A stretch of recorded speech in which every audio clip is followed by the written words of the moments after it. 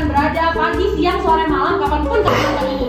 Tapi sebelum kita mulai, jangan-jangan pada salah persepsi kira kita mau mukbang, padahal enggak. Hari ini tuh kita mau bicara santai, tapi topiknya berat. Wow. Berapa Nah, jadi kita punya tema spesial di 24 Digitalks episode kali ini, yaitu dunia digital, cara belajar baru. Siapkah kita? Siap dong. Harus yakin siap. Yakin siap? Enggak. Bismillah.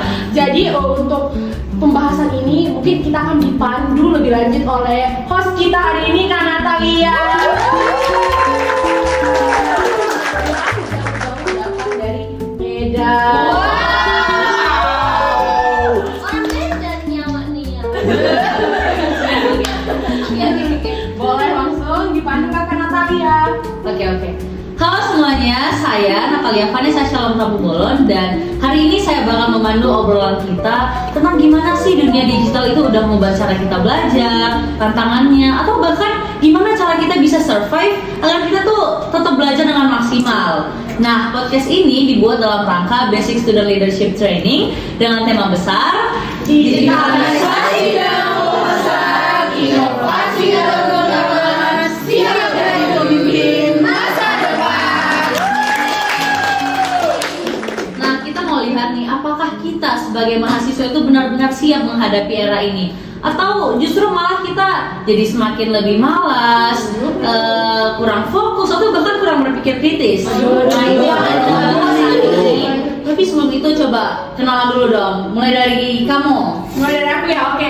Halo semuanya, nama saya Keiza Nurul Azura, biasa dipanggil Keiza. Hai Keiza. Halo semua teman-teman, nama saya Andina Jetsi Fatana, biasa dipanggil Najwa. Hai Najwa. Halo semuanya, perkenalkan nama saya Asif Ahdayani, biasa dipanggil Asifa. Hai Asifa. Halo semuanya, perkenalkan nama saya Arfa Rahmat Jinwarta, biasa dipanggil Arfa. Hai Arfa. Halo semuanya, perkenalkan nama saya Hamzallah Ahmad Zaki, biasa dipanggil Hamzallah. Wah, lucu banget. Iya, lucu banget. Santai aja, santai. Halo semua. Kenapa kayak nonton soal itu ya? Lanjut. Halo semua, perkenalkan nama saya Tiffany Nurlisani, biasa dipanggil Tiffany. Hai Tiffany. Halo semuanya, perkenalkan nama saya Ernesti Amalia Eldin, biasa dipanggil Erna. Hai Erna. Halo semuanya, nama saya Maaf Satya Arbinas, biasa dipanggil Afsal. Hai Afsal. Halo semuanya, perkenalkan nama saya Nadine Tangbuku, biasa dipanggil Dinda. Hai Dinda. Halo semuanya, nama saya Andi Khairani Laras dan biasa dipanggil Anggit. Hai Anggit. Nah guys, semuanya udah perkenalan nih. Ada gak yang mau ngasih pendapatnya duluan tentang topik kita hari ini? Aku dulu kali ya. Boleh, boleh. Kenapa? Ayo kita. Santai aja, Kita santai aja. mendukung pendapat. We don't judge. Ya, we don't judge. Jadi kan malu dia. Oke. Jadi kalau ngomongin tentang dunia digital nih ya, jadi yang pertama kepikiran di aku tuh gimana sekarang gampangnya kita buat dapetin informasi. Betul. Ya, Google itu enggak sih? Iya benar banget. Kan kalau misalnya nih butuh bahan buat tugas itu harus ke perpus, buka-buka buku tebal. Sekarang kan tinggal buka Google, klik kata kunci dan Dapat deh. banget. Tapi nih masalahnya ya, kalau lagi nyari referensi itu kadang bingung soalnya kan banyak Iya, Too much information. Terus nih ya, yang kadang bikin bingung tuh kita tuh nggak tahu ini benar atau ini asli nggak. Itu tuh yang perlu tahu kadang bikin bingung. Jadi menurut kalian gimana guys? Mungkin ada lagi yang mau kasih pendapatnya? Aku enggak. Oh boleh. Jadi kalau aku sih setuju sekali ya, karena kita itu sekarang terlalu banyak bergantung sama teknologi, bahkan untuk hal-hal yang kecil. Nah, kalau kita bandingkan sama dulu itu kan kita kalau mau mencari sesuatu sebelum kita nanya ke orang lain, kita itu kan mencoba untuk pahami dulu gitu konteksnya. Nah sekarang kan ya dikit-dikit AI, dikit-dikit ini Google gitu. Iya, betul nggak sih? Dan aku juga pernah tuh buat eksperimen dulu. Tuh, aku belajar 1 hari full tanpa handphone dan tanpa laptop, dan hasilnya itu ya itu susah banget sih, karena aku merasa kalau aku banyak ke dislike. Selama ini aku sering banget buat nyari informasi yang dengan jawaban yang instan di ChatGPT gitu. Jadi karena keseringan, jadi aku sadar gitu kalau buat berusaha tanpa ChatGPT atau handphone itu kayak susah banget sih. Iya. Ngomong-ngomong dengan yang instan itu, aku juga jadi kepikiran kalau misalnya instan gampang, kita jadi apa? Kita jadi malas. Bisa sih, tapi kita jadi kayak gak berpikir kritis. Jadi kan semua gampang, mudah, instan. Jadi kita gak berusaha mikir. Misalnya kayak dulu, misalnya kalau mau ujian, kita bener-bener nyatet tuh apa yang disampaikan sama dosen, sama profesor, sama dokter. Kita belajar sungguh-sungguh, nyatet semua itu satu. Tapi sekarang sisa apa? Foto slide. Iya, atau tidak ada di sekolah. Bener. Jadi kita tidak berusaha berpikir lebih keras gitu loh. Kita kayak ya udah sih itu sekarang juga sebelum masuk instan, sebelum masuk ujian juga bisa dibaca langsung. Dimudahkan banget ya. Iya, dimudahkan banget. Jadi kita tidak mau lagi berpikir kritis. Maju di presentasi tidak sorry ya keluar loh kan. Kadang saya maju karena aku maju presentasi tuh gak ada rasa nervous lagi, karena kalau ditanya aku sih nanya ke AI aja gitu loh. Jadi kayak aku mau berpikir kritis tuh kayak udah males gitu, semuanya udah instan. Bahkan nggak berpikir kayak ada informasi nggak usah suruh kayak langsung udah otomatis membuka ChatGPT. Udah ada loh, nggak usah berpikir kritis lagi. Itu sih aku kalau melihat situasi sekarang. Jadi udah ada pendapat dari Azifa, ada dari Afsal, juga dari Keiza. Nah, kita udah masuk nih ke dunia digital dan pasti ada inovasi digital yang paling berpengaruh. Menurut kalian apa inovasi digital dalam pendidikan nih ya yang paling berpengaruh buat mahasiswa kayak kita ini? Nah benar, salah satunya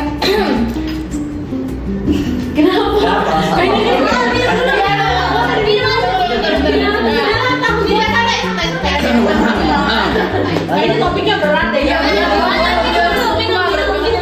Nah, salah satu inovasi terbesar menurut saya itu contohnya seperti e-learning dan akses materi digital. Nah, sekarang tuh hampir semua kampus udah pakai kayak LMS gitu, kayak learning management system. Nah, jadi kayak materi kuliah, tugas dan forum diskusi itu bisa diakses melalui online. Nah, dulu itu kalau ketinggalan kelas ya udah ketinggalan, nggak usah buat ngejar. Nah, tapi sekarang bisa lihat rekaman kuliah kapan saja gitu. Iya betul. Kayak kita sekolah nggak sih?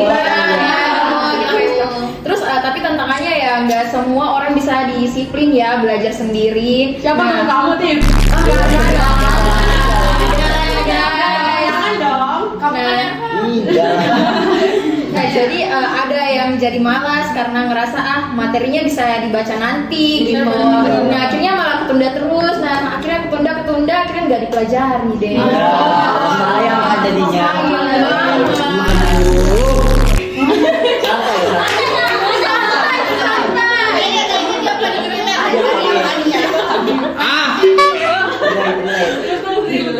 Teknologi nggak dipakai.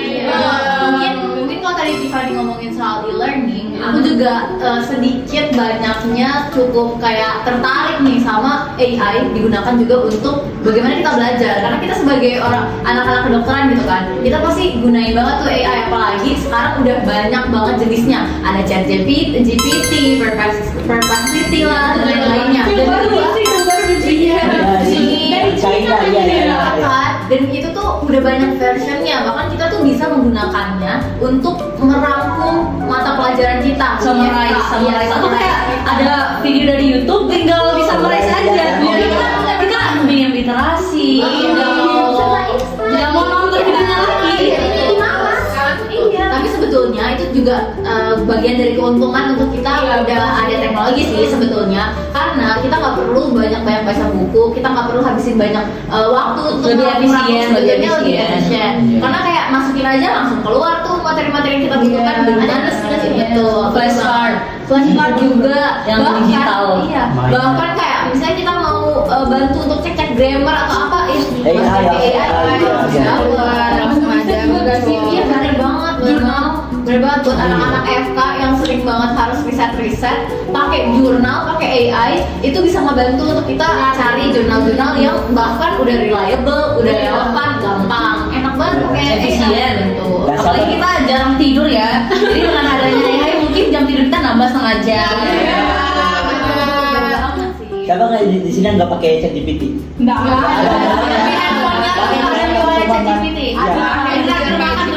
Ya, nggak ada kan ya. Mungkin kok gimana kok? Nah, Menurut saya ya,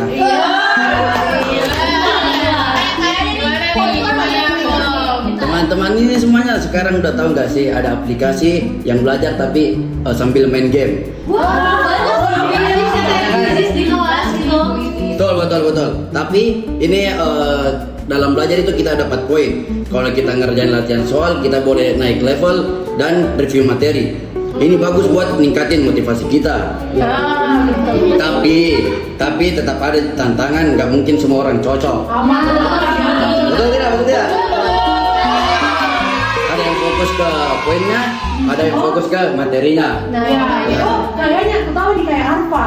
Iya, tapi terlalu fokus sama poin. Iya. Astagfirullah. Materi. Oh ya. Jadi dia mau jadi nomor 1 di leaderboard, akhirnya cepat-cepat cari poin, akhirnya nggak mengerti. Nomor 1 sih. Yang tadi anatomi itu kan. Arfa. Mungkin saudara yang mau tambahkan siapa? Atau mungkin Saudari. tadi Kita next aja kali ya. Tadi Oh, iya. udah ada inovasi seperti e-learning, AI. ada juga AI, ada juga gamifikasi belajar. Good. Tapi pasti ada nggak sih kayak tantangan gitu loh. Setiap Ada. perubahan itu nggak selalu positif, Betul. negatif. Nah, menurut kalian nih, tantangan terbesar yang dihadapi mahasiswa saat ini apa coba? kayaknya tadi banyak aku dengar. Iya, banyak Iya. spill Iya, ya. iya. Coba kita jelasin lebih dalam nih.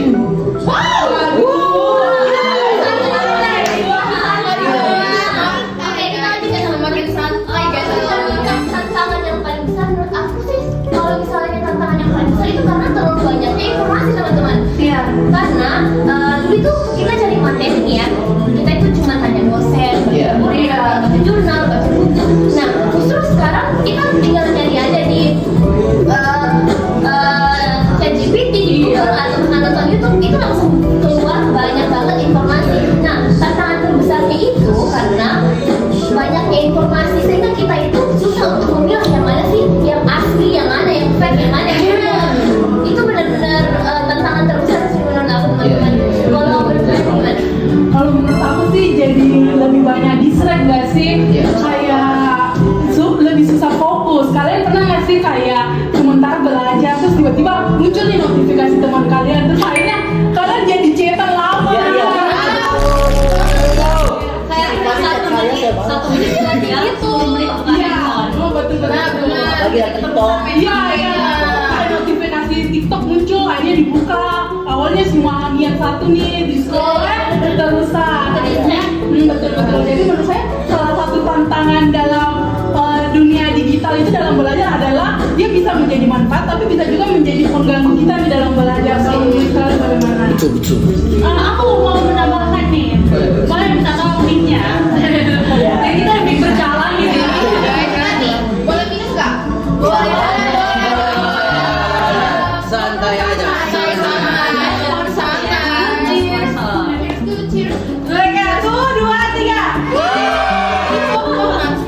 Ya. Oke lanjut Kak Najwa. Iya, teknologi itu bisa banget bikin kita terdistraksi. Nah, tapi apa yang paling kurang dari adanya digitalisasi sekarang yaitu kurangnya keterampilan berpikir kritis. Seperti yang dibilang tadi, apa-apa ada AI, apa-apa ada ChatGPT dan DeepSeek sekarang yang dan itu yang udah banget ya. Jadi kita semua sudah sangat dimudahkan. Jadi dulu kan kalau orang mau cari materi itu diskusi dulu sama teman-teman. Kalau sekarang apa-apa ada di HP kita gitu.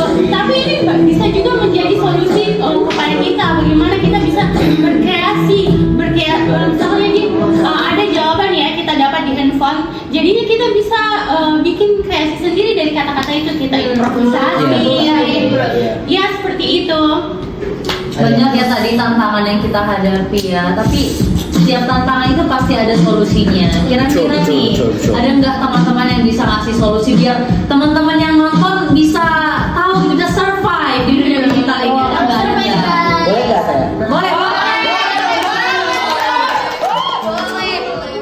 Perjalanannya jangan lagi kita pakai. Gak usah sambutan khusus ya. Presidium. Nah, jadi teman-teman, kalian pernah nggak sih dengar teknik Pomodoro? Pernah.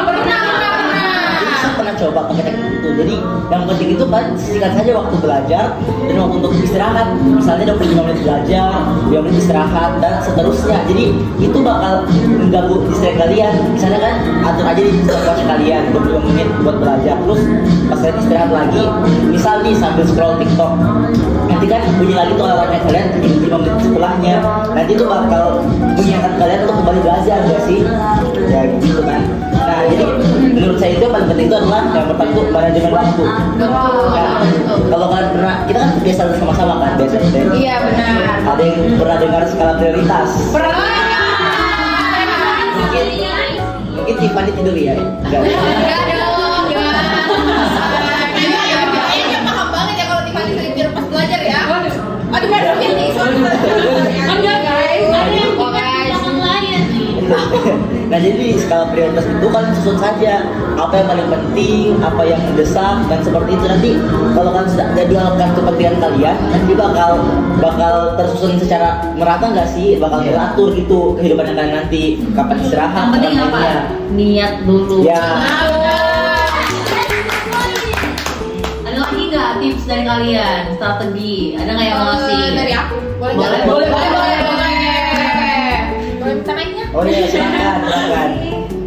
Jadi selain atur waktu, kita itu juga harus jauhin yang bisa nge-distract kita. Aku pernah coba satu eksperimen waktu lagi belajar itu ngejauhin HP dari jangkauan. Tapi itu awalnya berat banget karena kan udah kebiasaan ya. Iya, susah berubah kan.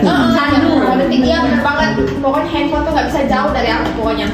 Nah tapi pas aku coba beberapa hari, jadinya lebih enak gitu belajarnya, materinya jadi lebih masuk, jadi lebih fokus. Karena ini kan distraksi kan ini. Iya, banget sih. distraksi utama gak sih utama? Iya betul. Apalagi kalau ada chat dari doi.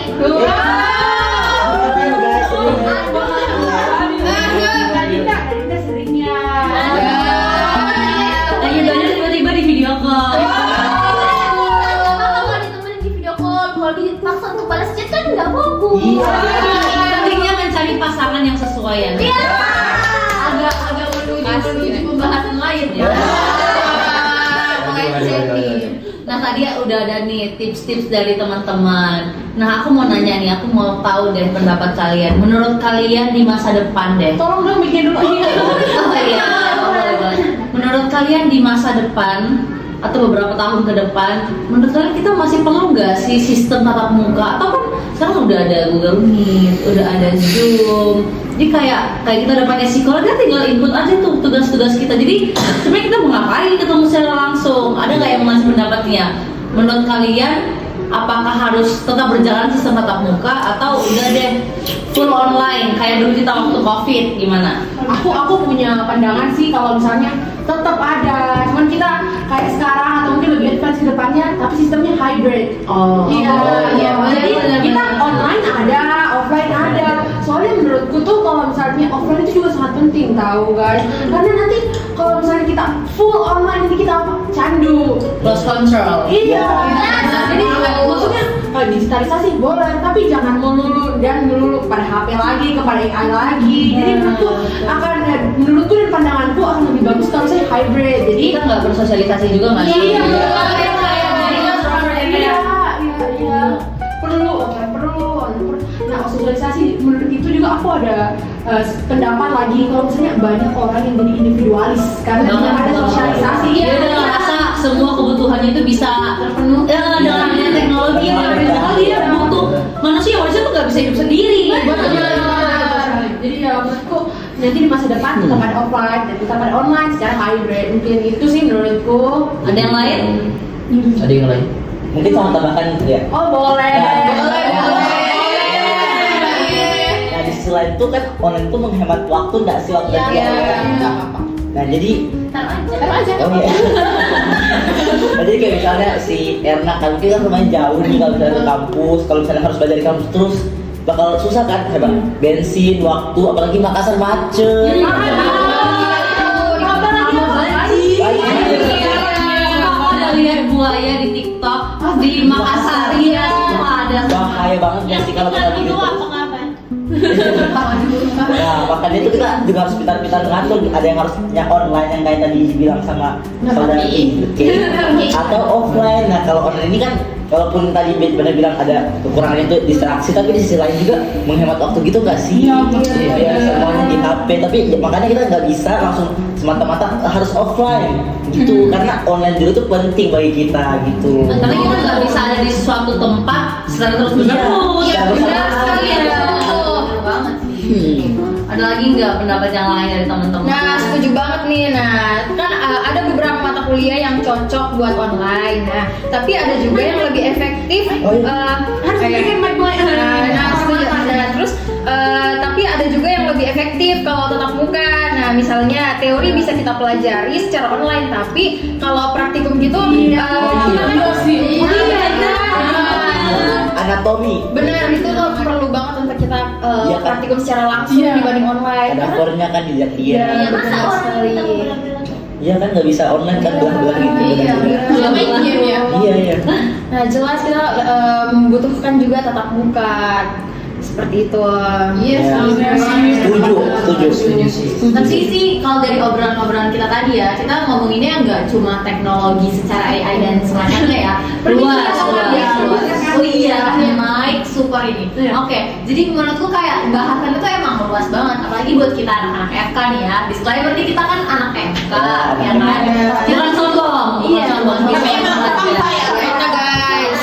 aku sih percaya kayak masih butuh yang namanya bener kata Kesha tadi hybrid sih. Kayak kita butuh dua-duanya, digital iya, secara yang konvensional juga perlu. Kenapa? Karena kita nih anak-anak FK itu butuh banget buku-buku yang tebal-tebal parah.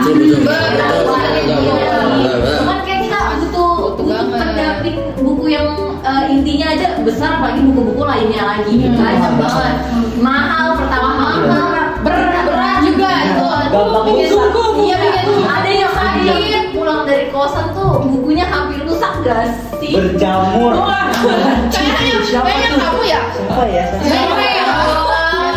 Yang baju merah ya.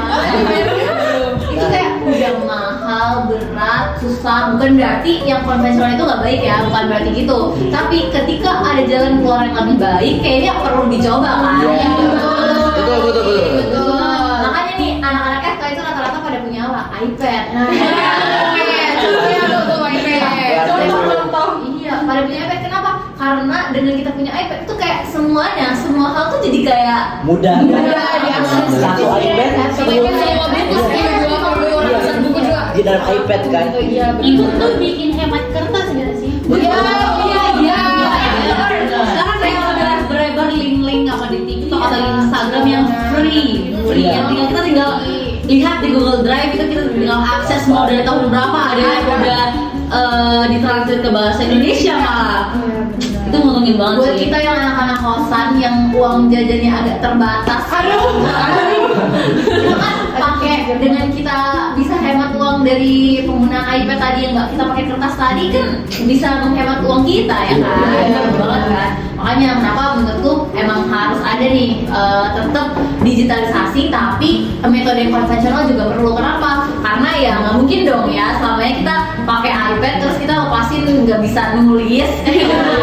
Nggak bisa nulis, nggak bisa cari resource dari buku langsung kan nggak mungkin ya. Karena kita ya masa dokter kita kayak gitu nggak mungkin. Jadi intinya nih kalau misalnya kita sudah punya teknologi bukan berarti kita nggak bisa konvensional ya kan? Betul. Nah, jadi kayak Ulang nih Kak. Nah jadi kalau misalnya sudah ada teknologi nggak mungkin kita beralih ke metode teknologi terus kan, harus ada konvensional. Apalagi kita nih dokter. Iya. Calon dokter. secara langsung kan membedah secara langsung, apalagi kalau misalnya Iya, kita betul. mungkin pakai HP kan terus menerus nanti tangan kita bakal tremor nggak sih kan pernah tremor? Benar sampai basah keringatan. Iya, nah itu kan nggak bagus juga bagi kesehatan, apalagi kita nih dokter memeriksa orang-orang kan, kalau kita sendiri nggak sehat, apalagi pasien, iya, kayak gitu. Nah, banyak Boleh nih. mic-nya dulu. Oh iya. Main. Mic lain lagi lewat lagi. Nah, berarti tadi aku simpulin kalau misalkan teman-teman maunya hybrid aja. Betul.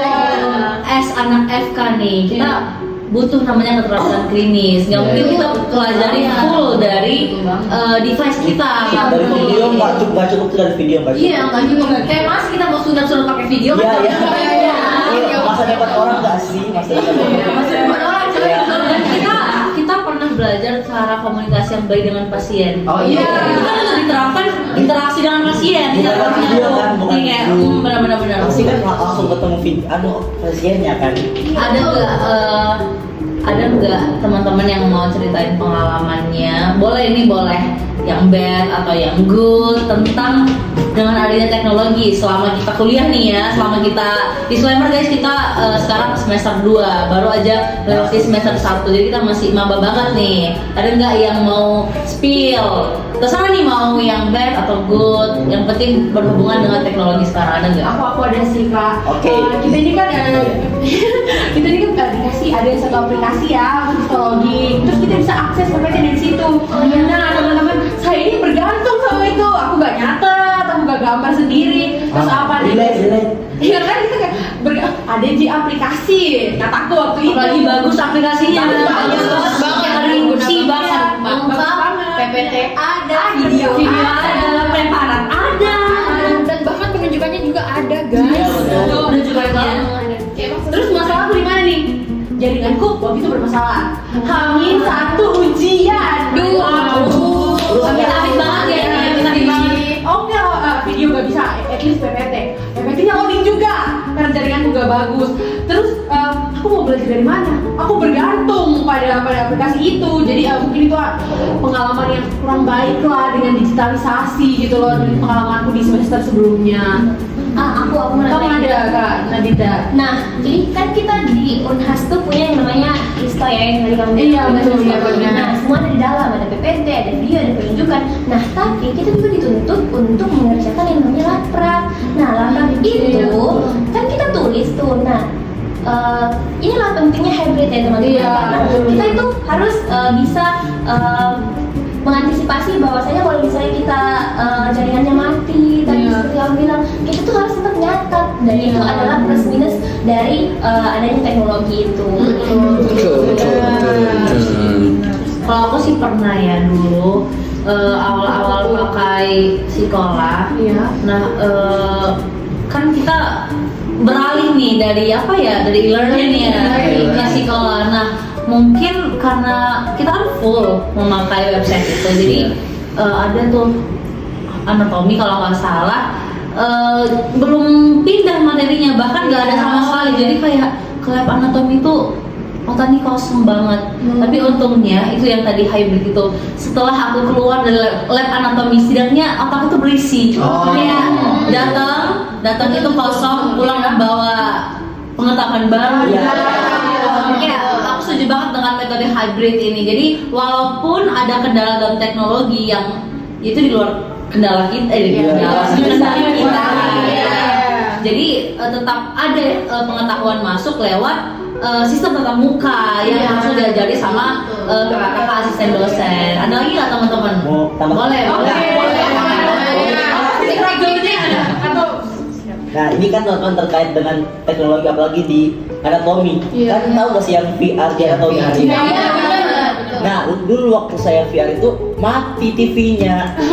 Sorry sih kejadian saya beberapa TV yang nggak bisa digunain. Terus kalau mati TV-nya itu kita ngapain?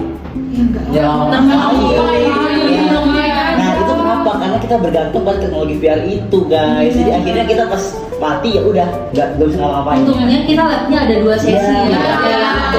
Basah dan kering. Iya, itu salah satu metode yang hybrid. Makanya penting banget pertama kita harus bisa hybrid karena kita nggak selamanya bisa bergantung pada teknologi, tapi di sisi lain kita juga nggak bisa selamanya bergantung pada yang konvensional gitu. Iya betul. Bisa saja nanti Harus balance. bisa saja nanti mungkin servernya rusak dan kita butuh yang online ya kan, kita lihat videonya gitu. Jadi kita harus dua-duanya harus balance, nggak boleh berat di satu sisi gitu guys. Ngomong-ngomong tentang anatomi sih ya, aku juga punya pengalaman nih. Kan kita kalau ujian anatomi itu selalu preparatnya agak dibalik-balik kan. Nah kalau misalnya kita belajarnya cuma lewat online, kita lewat waktu itu kita punya aplikasinya Essential Anatomy. Kita sih dibalik-balik sebetulnya. Kamu mau beli gak sih? Iya. Beli, jujur beli karena kayak ini butuh banget ini butuh. Info sharingnya dong, sharing.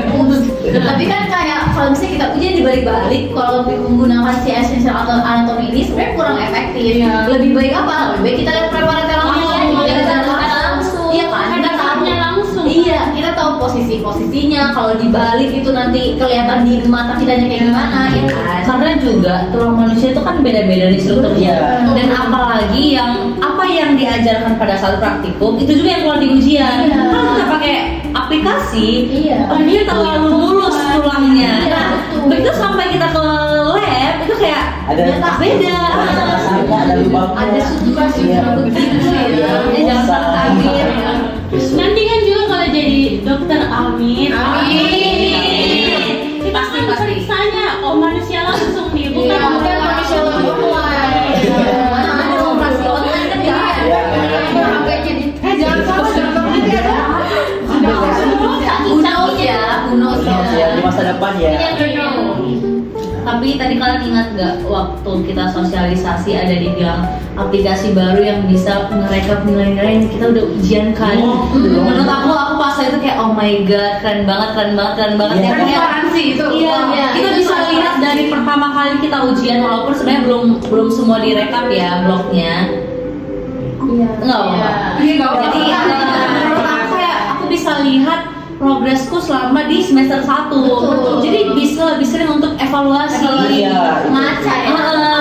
Aku suka banget sih sama aplikasinya. Maunya kayak itu bakal ada dan semua bisa menggunakan, bukan cuma di tempat kita kuliah aja. Semua universitas bisa menggunakannya karena kayak itu benar-benar kalau menurut aku ya itu bisa melihat perkembangan kita dan juga kita bisa lihat kayak kita remedial udah berapa kali, jadi kita bisa buat aku ini untuk semester depan Perkuat di mana? iya di praktek atau teori. contohnya kayak atau kayak departemennya anatomi ini yang sering rendah, berarti harus lebih fokus lagi. Makin pesat aja nih ya teknologinya. Betul. Dan juga kita bisa evaluasi cara belajar guys. Iya sih. Ngomongin tadi soal skala prioritas, kalau ada nilai-nilai kayak gitu bisa Iya dong kan? Misalnya saya belajar kan? biomedik 1, siapa yang bingung di biomedik 1? Saya. Biokimia. Ya kan? Pasti kayak greget banget gak sih nilainya. Terus dari biomedik 1 itu ke biomedik 2 ternyata nilaiku meningkat. Artinya apa? Cara belajar yang aku gunakan di biomedik 2 sudah benar daripada biomedik 1. Kayak gitu. Jadi kita bisa mengevaluasi yang mana benar, yang mana salah guys. Kayak gitu. Nah, oke buat dan aku sebenarnya kan baik. Sebenarnya aku tuh sangat mengapresiasi atau kampus kita sendiri karena digitalisasinya nih jor-joran sekali. Banget.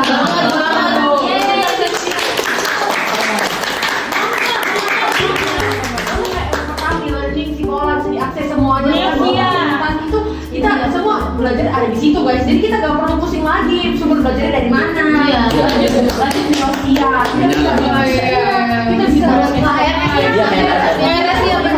kita bisa kayak selama kita jadi kayak aku harus perbaiki apa non-blog terus tadi lagi ada e-logbook, transparansinya wow banget. Jadi menurutku walaupun banyak ya bad things tapi menurutku good things-nya juga banyak. Kayaknya ngobrolnya udah 30 menitan lebih ya. Nah tadi kita udah bahas nih dari awal gimana dunia digital, kita udah bahas inovasinya di mahasiswa atau di pendidikan, kita juga udah bahas plus minusnya, bahkan kita udah ngasih tips nih ke teman-teman gimana biar bisa survive. Apalagi pengalaman pribadi. Iya. Banyak sekali pengalaman pribadi. Nah, contoh untuk anak-anak FK boleh lewat nonton video ini, mungkin jadi tips gitu ya. Nah, aku bisa simpulin nih, sebenarnya teknologi itu bagus banget. Tapi senternya itu kita. Kita mau ikut ke jalan yang benar atau enggak? Kita mau terbawa arus yang salah atau yang baik?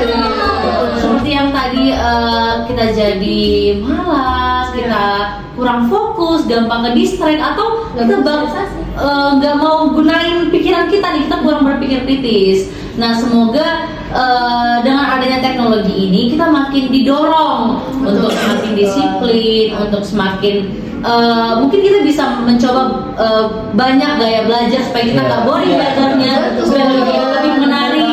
Terus juga kita bisa menggunakan AI untuk menambah informasi kita sehingga kita lebih berpikir kritis. Ada nggak kata-kata buat teman-teman atau tips yang mau kalian kasih? Aku. Oke. Kayaknya menurutku conclusionnya adalah kita jadiin teknologi itu jadi tools buat kita. Iya. Jadi kayak alat sebetulnya, tapi kita sendiri yang harus menentukan untuk menggunakannya dengan sebaik-baiknya. Gitu sih. Kita yang mengontrol teknologinya, bukan teknologinya yang mengontrol kita. Kata-kata hari ini. Bijak dalam penggunaan teknologi. Intinya itu apa? Intinya yang materi yang kita dapatkan dari BSLT ini bakal berfungsi banget nggak sih buat kita? Apalagi tentang digitalisasi. Terima kasih buat kakak-kakak materi yang sudah memberi kita semua insight, dan semoga kita bakal 1, 2, 3. Terima kasih Kak. Kita kedepannya kita bakal manfaatkannya dengan sebaik-baiknya. Bilang cakepnya ya, bilang cakepnya. Ubur-ubur ikan lele. Pintar-pintar gunain teknologi lele. Jadi guys, segitu aja video kita. Semoga video ini bisa jadi inspirasi buat kalian, bisa menginspirasi lah intinya, dan kami mohon maaf jika kami ada salah kata atau yang kurang berkenan atau bahkan yang kayak betul kata itu tidak boleh seperti itu. Kami minta maaf guys, dan terima kasih sudah menonton podcast di episode kali ini. Tagline dulu nggak sih? Tagline dulu. Boleh sekali lagi. 1, 2, 3.